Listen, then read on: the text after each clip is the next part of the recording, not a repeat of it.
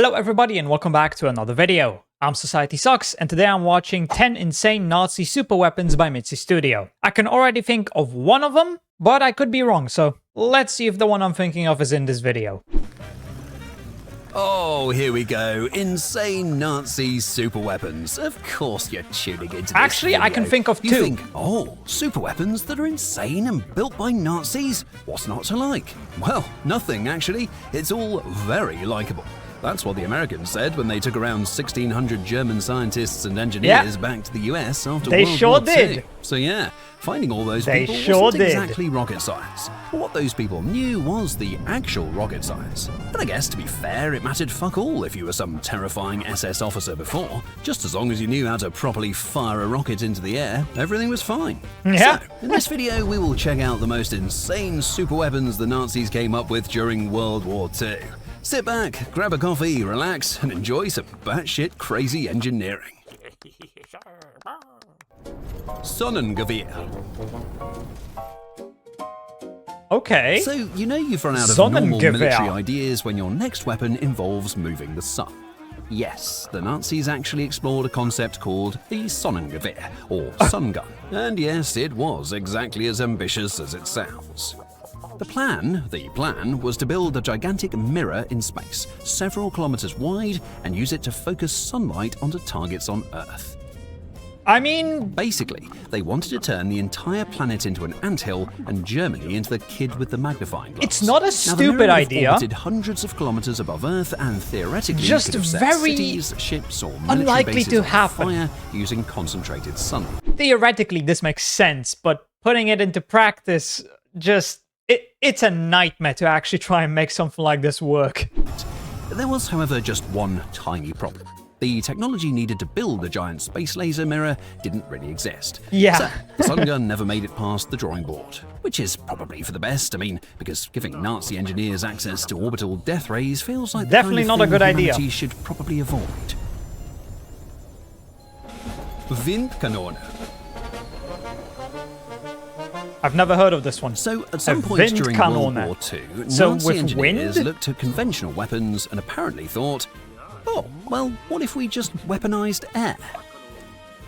The result was the Windkanone, or wind cannon. Now, the idea was that a powerful shock wave could damage a plane's wings, throw it off course, or maybe even knock it out of the sky entirely. I Cannon used explosions suppose to create it powerful makes bursts of sense. air, which were then fired through a massive tube pointed at the sky. I don't think this would be very The effective Windkanone though. basically became the world's most sophisticated leaf blower, except there was one small problem. It's hard to blow away anything when it's flying 30,000 feet above Yeah. your head. And unsurprisingly, the shockwaves lost most of their power long before reaching those enemy aircraft.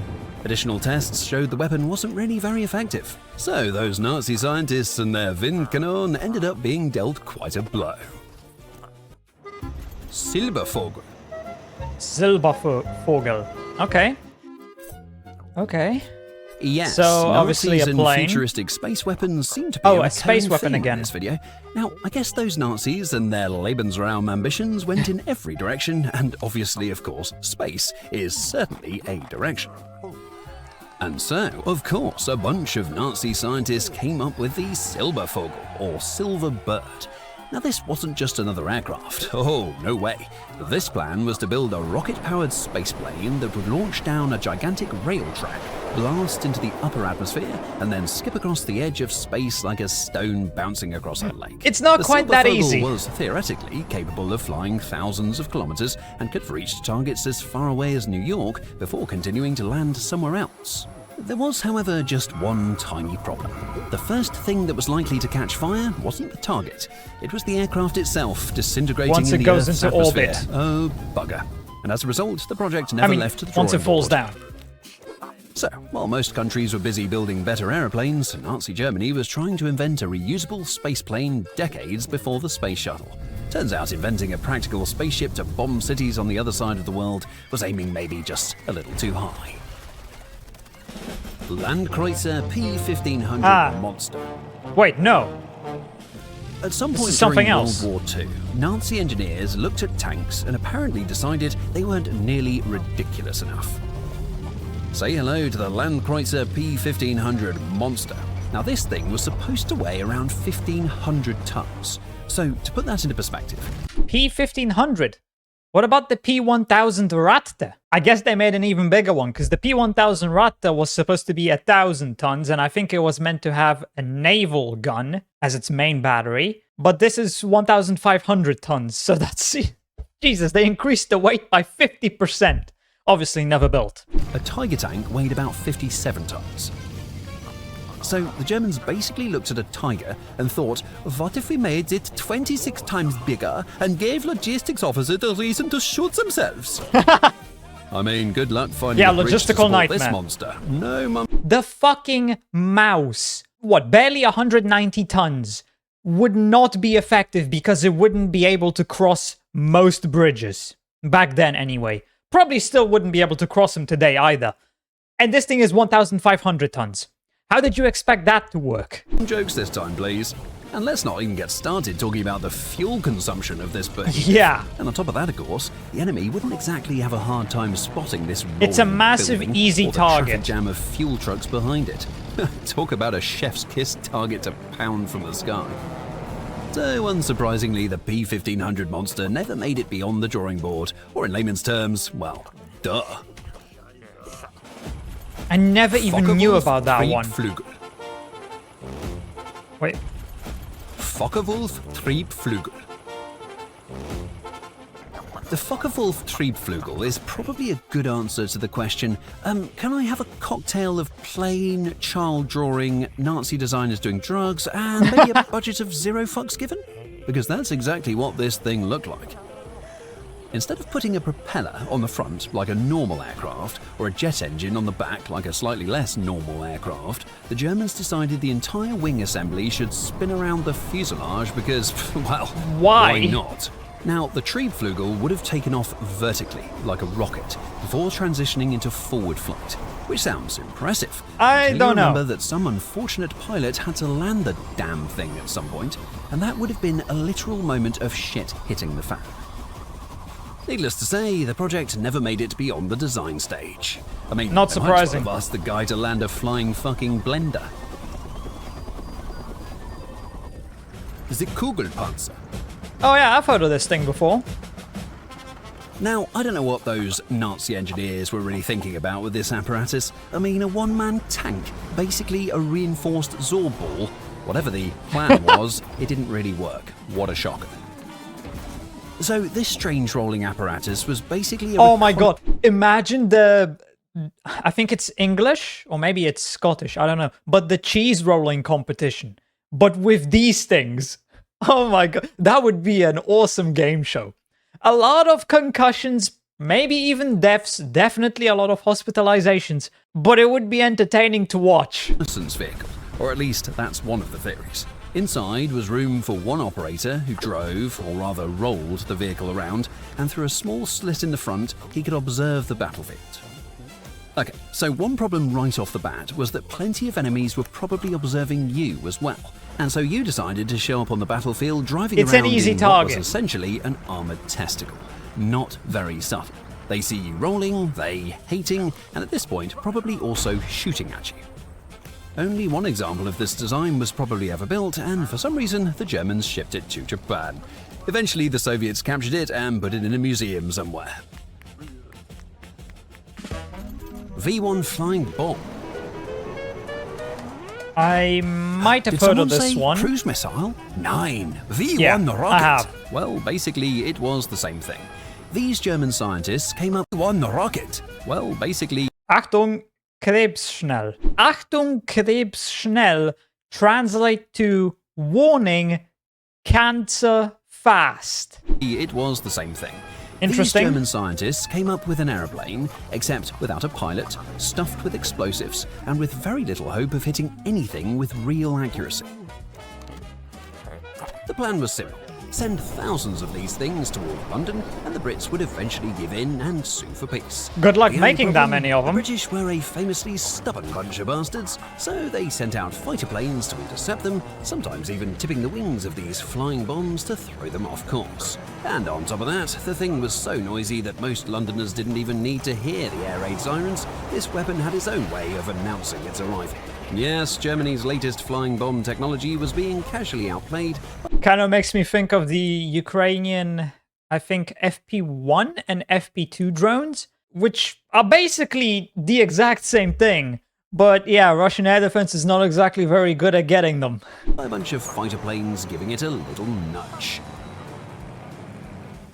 V2 rocket. So the V2 rocket was basically the big brother of the V1, as in meteor drop versus cruising along and being a giant-ass rocket versus, well, being a lot smaller. Now if the V1 was an annoying buzzing fly, the V2 was the complete opposite. No sound, no warning, I think I've heard of the V2. Bollocks, hold my tea moment before It rings impact. a bell. Just silence. So instead of cruising through the air, the V2 went ballistic, literally. It would arc high into the edge of space, cut all contact with the world, and then come screaming back down at 20 times autobahn speed. You couldn't shoot it down, you couldn't intercept it. In London, people didn't get a warning siren, they got an explosion, and then they got the warning siren. And no, before you ask, it's not supposed to work like that. And while the weapon itself was devastating, the real twist is what came after. You see, after the war, captured V2 technology became the foundation for modern rocketry and space programs. V3 cannon. Wait. V2 technology became That's supposed the to be foundation Elon for Musk, modern isn't it? rocketry and space Yes, it programs. is. He did do that. He did, you know. V3 cannon. V1 flying bombs, V2 rockets, ugh, too many bombs and rockets. So why not come up with a vengeance cannon?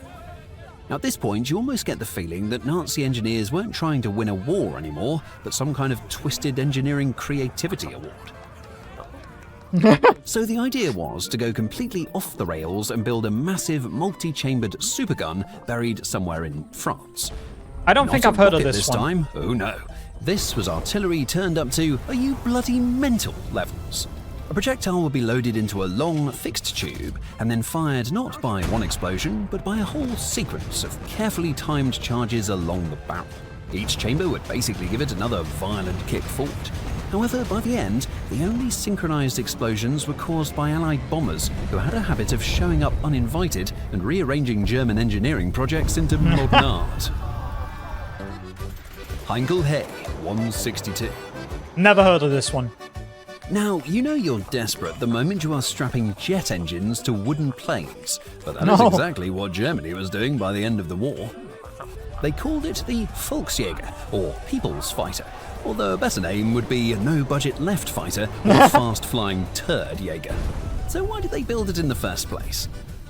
Well, for starters, materials like aluminium were a luxury material at this point in the war, just like steel alloys, copper, rubber, Resources nickel, were running out. Chromium, so wood and rusty nails it was then. Well, let's fucking go, I guess. Now, at this point, anything that could fly and not immediately fall apart was considered a technical achievement. It's a Germany success. didn't want a shit fighter today, they wanted it yesterday. Not that it really mattered, because I mean, both days were too little too late to change the outcome of the war. Only a few hundred Hay 162s were built, mostly flown by inexperienced teenagers. And you can probably guess how that all went down. Yep. Literally and figuratively. Link and QR code for free cash is still that's down it. below. The Germans also tried to make a nuke, a nuclear bomb, but yeah, that didn't really work out too well for them, for multiple reasons. You can look that up if you want. It makes me wonder how much different the war could have gone had the Nazis actually focused on making a nuclear weapon. But I think we can all agree that it's a good thing they didn't. Anyway, I hope you enjoyed this video. If you did, please consider subscribing and leaving a like. If you want to see more reactions, check out this video right here. And with that, I hope I'll see you in the next video.